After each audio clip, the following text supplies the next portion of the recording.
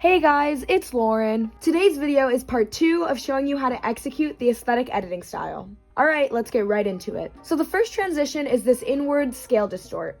For this, you're going to need 2 clips and you want them arranged on your timeline like this. They're both going to be the same length. In Effects and Presets, look up Motion Tile and add that to the clip that's on the bottom. Change the output width and height to 250 and make sure to enable mirror edges. Now click on the clip that's on top and hit Command D on your keyboard to duplicate it. Then go up to your rectangle masking tool. On the top layer, I'm going to create a mask of the left side of the screen. Then click on where it says mask and hit Command C to copy the mask. Collapse this and then click on the clip below, which is going to act as the right side of your screen. Then hit Command V to paste this mask that we just copied onto the new clip.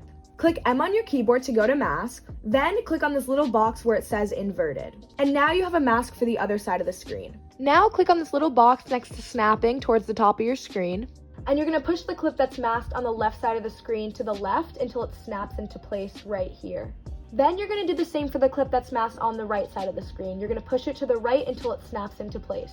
Now you want to click on the clip that's on the very bottom, which is this one right here, and hit S on your keyboard to go to scale. At the very beginning, add a keyframe for scale and keep it at 100. Then drag your time indicator to the point where you want your second picture to come fully in frame. Then click on this little chain right here to separate the dimensions of your scale values. Now bring the first scale value from 100 to 0, and the clip should basically disappear. Now highlight your keyframes, right-click on one of them, go to Keyframe Assistant, then go to Easy Ease, and now click on your graph editor. I'm going to be editing this in terms of speed graph, so if your graph doesn't look like mine, just click right here and click on Edit Speed Graph. And you're going to drag your time indicator to where the beat hits in your audio. Then you're going to form the shape of your curve so that the peak hits right where your time indicator is. If you don't understand, just follow my graph.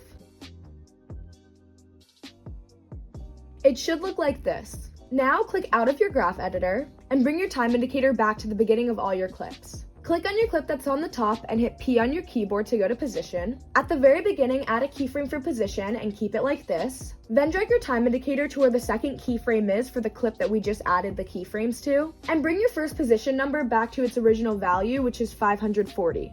As you can see, it's back on the screen. Easy ease your keyframes. And we want to drag our time indicator right back to where that peak was for our last clip. So just to make sure we're landing right on that peak, you want to go back to the clip on the bottom, which is the clip that we added our first keyframes to. Click on one of the keyframes and go back to the graph editor and just drag your time indicator so it's aligned right at the peak just like before. Click out of your graph editor and click back on your new set of keyframes for the clip on top. Then go to your graph editor. Just like before, we're going to shape the peak around where the time indicator is, so just follow my graph. Now you're going to highlight both of these keyframes and hit Command C to copy. Then click on the clip below this one, which is the other half of the screen. Drag your time indicator back to the beginning of the clip, and then hit Command V to paste these keyframes. As you can see, it kind of messes up the position of this clip. This clip should be on the right side of the screen, but now it's all the way over here. So all you have to do is click on that first keyframe and then increase the first position value back to where it originally was. The reason I chose to copy and paste these keyframes instead of just making a new set of keyframes is because if you look at the graph editor, it keeps the exact same graph, so we don't have to edit the graph again. And this is what it should look like. So next we're going to do this mask, slide, and rotation combo. For this, you're going to need 2 clips and you want them on your timeline like this. And the first thing you're going to do is duplicate both of them. So the clips that are sliding down are going to be the second and fourth one, while the clips that are rotating are going to be the first and the third one. So I'm just going to crop these clips to where the beats would be in my audio. So just copy the way I crop my clips.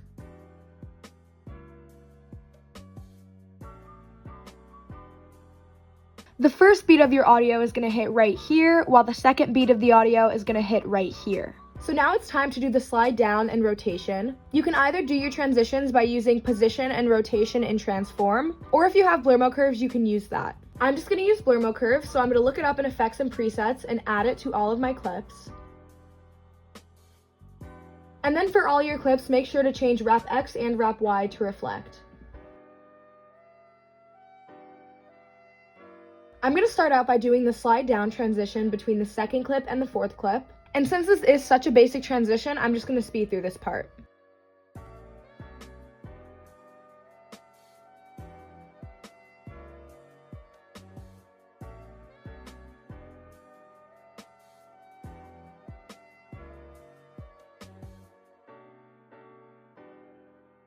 Now I'm going to do the rotation transition between the first and the third clip. I'm going to start the transition around right here, and I'm just going to speed through this part again.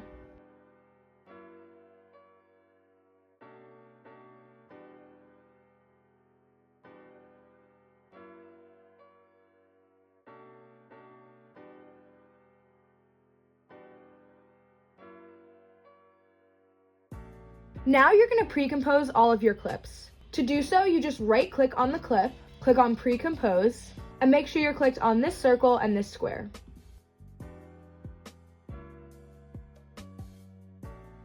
Now click on your first clip and also go to your rectangle masking tool and create a small square mask in the center. Go back to your selection tool and then invert the mask. Click on where it says mask 1 and hit Command C to copy it. Then go down to your third clip and hit Command V to paste this mask. And this is what it should look like. So next we're going to do this panning slide. For this you can use as many clips as you want. I'm just going to use 3 as an example, and they should all be lasting the same duration. So the first thing you want to do is enable snapping. Then you're going to click on your first clip and drag it to the right side of your screen so that it snaps in right here. Then you want to click on the clip below that, except this time move it to the left side of the screen until it snaps in. Now click on the top clip again and go up to Layer, New, Null Object, highlight all of your clips, hold down on one of these little spirals and drag it towards the null object layer, and then let go. As you can see, all of your clips should be connected to the null object layer. Now click on the layer and go to Position. At the very beginning, add a keyframe. So I'm going to increase my first position value until this clip on the left is fully in frame. Then I'm going to drag my time indicator to where I want the panning to end. And now I'm going to decrease my first position value until you can see the clip on the very right. Then ease these keyframes. Making sure you're still clicked on the null object layer, go up to Layer, New, Adjustment Layer. In Effects and Presets, look up Optics Compensation and add that to the adjustment layer. Click on the box next to Reverse Lens Distort and change your field of view to around 50. And this is what it should look like. Next, we're going to do this page unfold. For this, you're going to need 2 clips and you want them on your timeline like this, lasting the same duration. And in Effects and Presets, you're going to look up CC Page Turn. Add that to the clip on top. You can have it uncurl in whatever direction you want, but I'm going to change bottom right corner to top right corner. At the very beginning, add a keyframe for fold position, and drag this little dot to the top right corner so that it's not folded. Then drag your time indicator to where you want it to be fully folded, and drag this dot to the bottom left so that you can see the other picture. Then change the light direction to 180. Hit U on your keyboard to view your keyframes and easy ease them. Then go to your graph editor. Drag your time indicator to where the beat hits in your audio, and just like we did for our first transition, the peak is going to be where the time indicator is. Just follow my graph. Lastly, in Effects and Presets, look up Force Motion Blur and add that to the clip that has the page turn. And this is what it should look like. Next, we're going to do this Scale Distort and Twist combination. For this, you're going to need 2 clips and you want them arranged on your timeline like this. So in Effects and Presets, look up Motion Tile and add that to your first clip.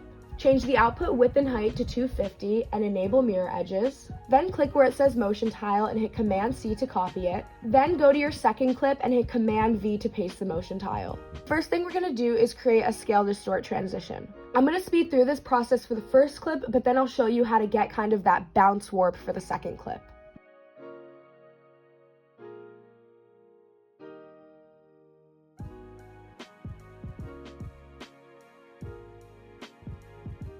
Now on your second clip, hit S on your keyboard to go to scale, unclick these chains, and at the very beginning, add a keyframe and make it 50 for the first value. Then drag your time indicator forward 2 frames and make the scale 125. Now drag your time indicator forward 7 frames and make the scale 90. Drag it forward another 7 frames and make the scale 105. And my clip ends right here, but I would normally drag it forward another 7 frames and bring the scale back to 100. Then ease these keyframes. Now pre-compose both of your clips. In Effects and Presets, look up Warp. You should see this one right here, and add it to both of your clips.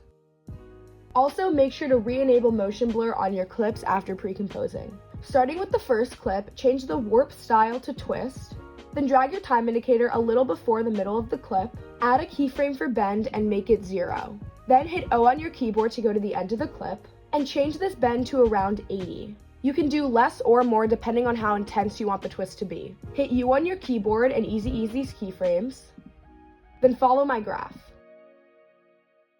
Now go to your second clip. Do the same thing by changing the warp style from arc to twist. Then at the very beginning, add a keyframe for bend and make it -80. Drag your time indicator towards the end of the clip and bring the bend to 0. Easy ease these keyframes and follow my graph. And this is what it should look like. Next, we're gonna do this mask reveal trail. So the first thing you wanna do is duplicate your clip, and on the duplicate, you're gonna make a mask of your person. So I'm just gonna go up to my pen tool. I'm just gonna speed through this part.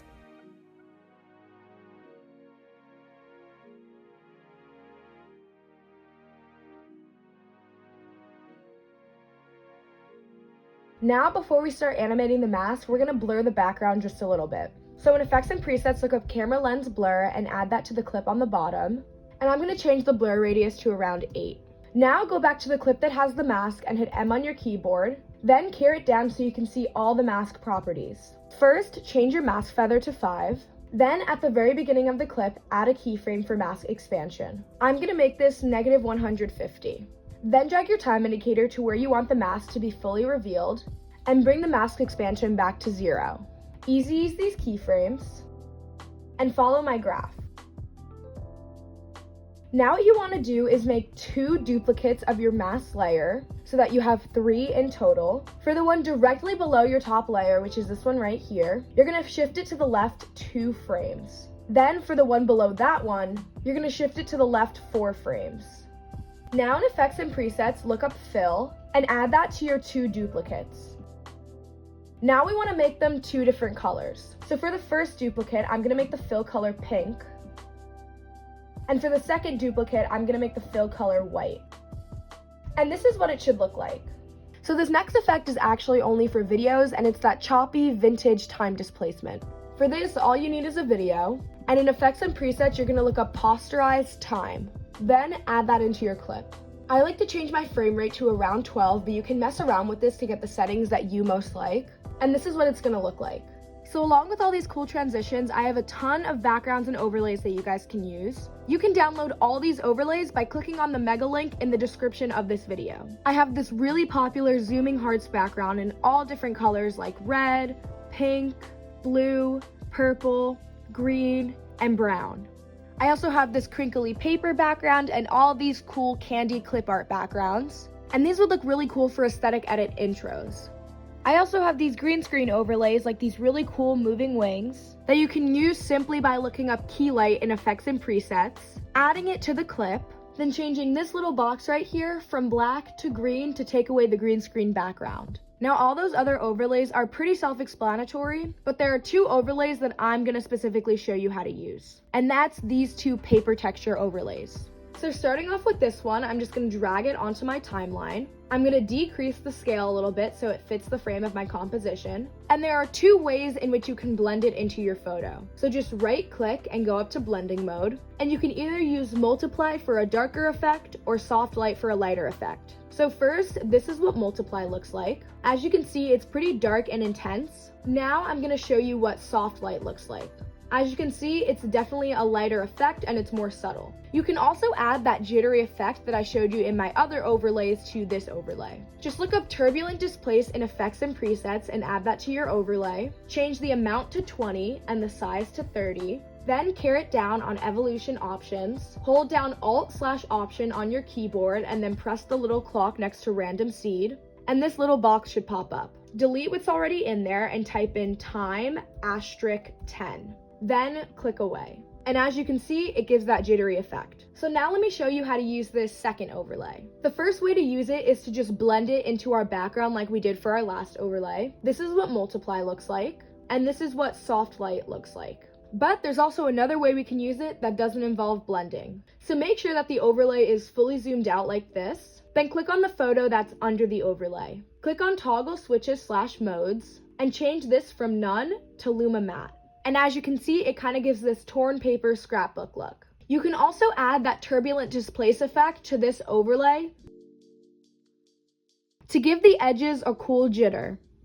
Thank you guys so much for watching. I hope you all enjoyed. And if you have any other requests for any other tutorials that you want to see, please comment down below. Bye!